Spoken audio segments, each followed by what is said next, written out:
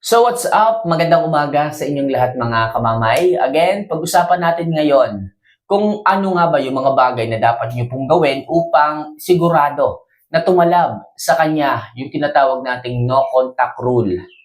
Okay? So bago tayo dumating sa punto na ito, alam ko talagang ang daming pinagdaanan, ang daming yung tinamong, okay, hindi magandang sitwasyon kung kaya't okay, buo na ang loob mo na i-apply sa kanya ang tinatawag nating no contact rule. Ibig sabihin, pag ini-apply niyo po ito, hindi po kayo magpaparamdam.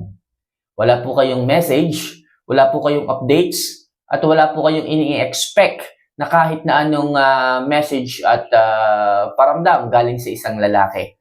So, paano nga ba magiging matagumpay yung gagawin nating no contact rule para ang isang lalaki magsisi? Bumalik ang pagmamahal para sa inyo.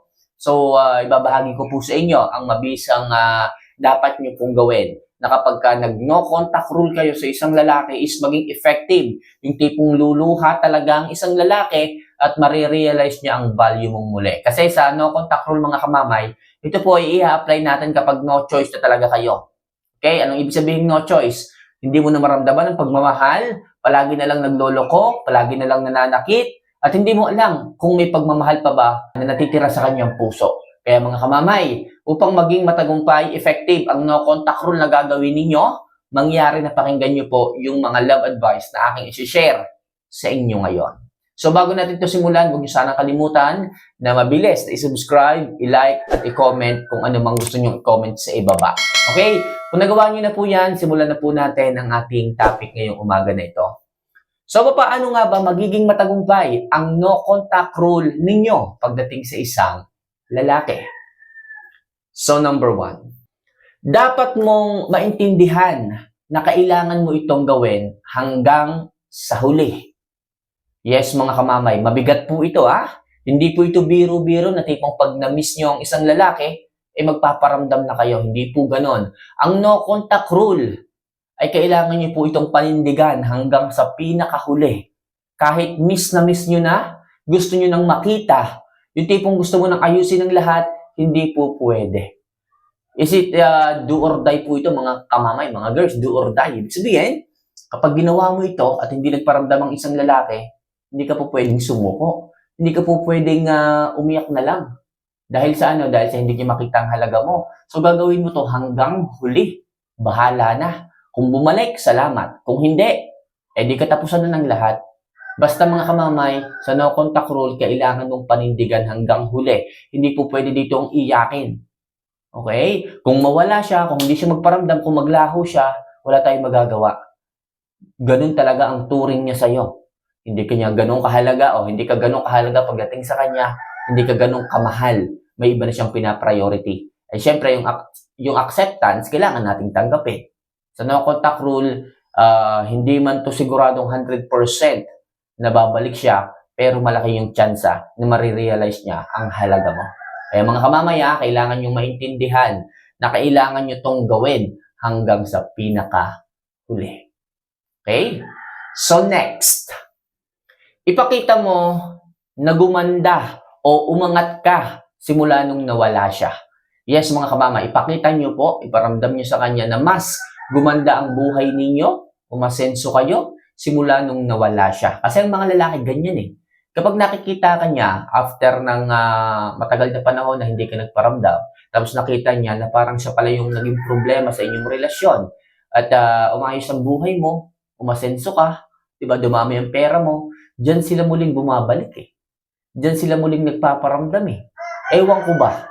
Hindi ko alam kung bakit. Pero kung ang gagawin mo mga kamamay, after na hindi ka nagparamdam sa kanya nalungkot ka, na-miss mo siya, pero pinipigilan mo ang sarili mo, na-trauma ka, yung tipong halos araw-araw ka na lamang, okay, alam mo yun, umiiyak, nagbumukmok dahil sa, okay, ang hirap pala ng no contact rule, hindi tama yon. Kailangan buo ang loob mo, okay, bago mo gawin ang no contact rule.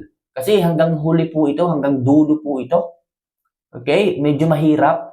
Kasi kahit miss na miss mo, hindi ka po pwedeng magparamdam para maging effective ang no contact rule. Basta ipakita mo lang na nakafocus ka sa sarili mo, na mas naging asinsado ka, diyan malaki ang chance na babalik talaga sa iyo ang isang lalaki.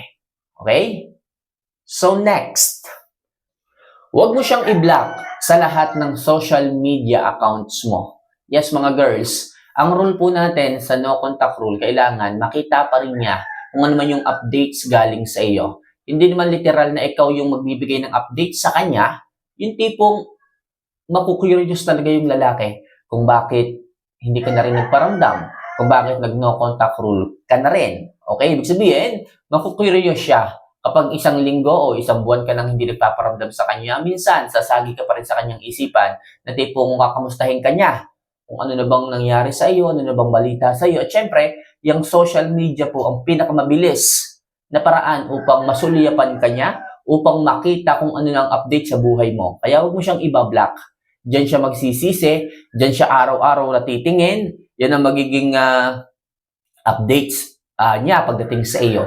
Kaya mga girls, piliin niyo talaga yung mga high value picture, mag-ayos, magpaganda, at syempre yung status ninyo sa buhay. I-post ninyo, kung may mga achievements kayo, i-post ninyo. Huwag naman araw-araw, pero yung tipong once a week, okay na po yon. Basta magkaroon lang ng update, basta magkaroon lang ng idea ang isang lalaki upang talagang magsisi, bumalik, makita niya ang halaga mo. At sa ganyang paraan mga kamamay, malaki yung tsansa na maging effective ang no contact rule ninyo pagdating sa kanya.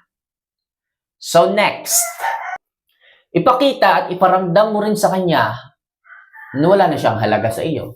Yes mga girls, after ng no contact rule, isabay nyo na ang paglimot, okay, sa nararamdaman para sa kanya. Alam kong mahirap, pero unti-unti dapat inaalis nyo po muna. Kasi mga kamama, hindi makakatulong kapag sobrang mahal na mahal nyo pa rin siya. Yung tipong araw-araw nyo siyang iniisip, araw-araw nyo siyang iniiyakan, hindi makakatulong. Hindi kayo makaka-move on kapag ganyan. Sa halip, okay, mag-focus kayo sa inyong progress. Mag-focus kayo sa inyong sa inyong buhay-buhay, sa inyong trabaho, sa pagpapaganda, sa pag-aayos, sa inyong negosyo. Huwag puro sa kanya. Ipakita mo na wala kang pakialam sa kanya, yung tipong ipakita mo na hindi siya kawalan. Kasi yung iba dyan, nag-no contact rule nga, iyak naman ng iyak.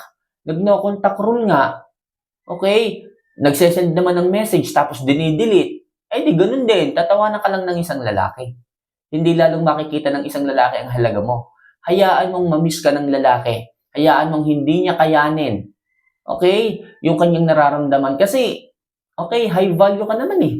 Kasi, responsable ka naman eh. Kasi, hindi ka naman nagloloko eh. Kasi, loyal ka naman. Kaya walang dahilan para hindi ka niyan hanap-hanapin. Basta ngayon, ipakita mo munang wala kang pakialam sa kanya para makita niya ang halaga mo. Kasi the more na naghahabol ka sa kanya, lalong bababa ang tingin sa iyo. Yan palagi yung sinasabi ko. Huwag maghabol kasi yan ang bagay na makakapagpababa ng tingin sa iyo ng isang lalaki. Kaya at this moment of time, para mas maging effective ang no contact rule ninyo, ipakita, iparamdam ninyo na wala kayong pakialam sa kanya, na hindi kulang ang buhay nyo nang wala siya. Okay? So next, kung babalik siya at muli niyang makikita ang halaga mo, please, huwag ka munang magparamdam ng mabilis.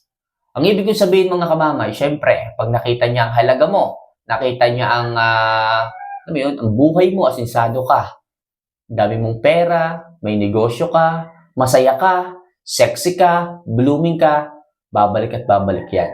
At yung pagkakataong ito mga kamamay, kung mag-message sa inyo, huwag ka agad karning-karni ang kamay na i-message din siya, na mag-reply sa kanya.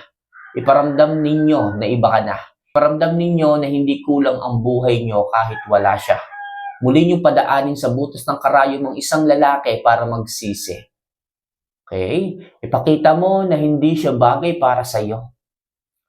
Kasi siya, wala naman siyang ibang ginawa para sa inyo, kundi ang saktan. Kundi ang lokohin kayo. Bakit kailangan nyo pang pahalagahan yung lalaking ganon? Tapos akalang sila babalik pag ayos ka na? Para ano? Para manggulo? Para ano? Para muli kanyang paiyakin?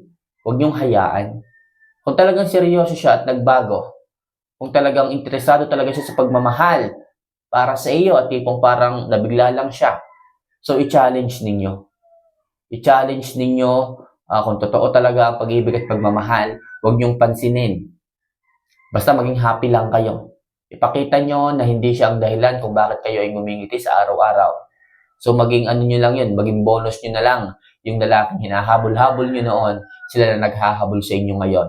Kaya hanggat maaari mga kamamay, pahirapan nyo yung lalaki, huwag nyo masyadong i-entertain para maramdaman niya kung ano ang pakiramdam ng sinasaktan niya noon.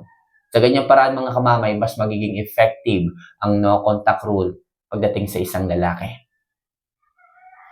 So, ilang muna sa ngayon mga kamamay ang ilang mga love advice na maaari kong i-share sa inyo at sana makatulong pagdating sa inyong sitwasyon. So, see you for our next vlog. Mahal ko po kayo. Paalam.